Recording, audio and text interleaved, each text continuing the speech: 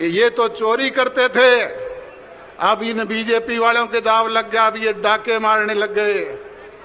बुजुर्गों और नौजवान दोस्तों, चोर चोर मौसेरे भाई दोनों आपस में मिली भगत करके सरकार चलाने का काम कर रहे हैं।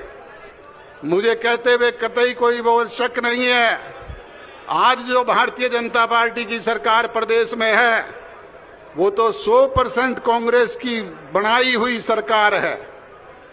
हरियाणा प्रदेश का जन जन चुनाव से पहले ये कहा करता था कांग्रेस 65 सीटें जीत करके प्रदेश में सरकार बनाने का काम करेगी, परंतु भूपेंद्र हुड्डा जी ने, संयम ने अपने बागी उम्मीदवार जगह जगह खड़े करके कांग्रेस के उम्मीदवारों को हराने का काम किया और भारतीय जनता पार्टी की बैकडोर से मदद करके इनकी सरकार बनवाने का काम किया।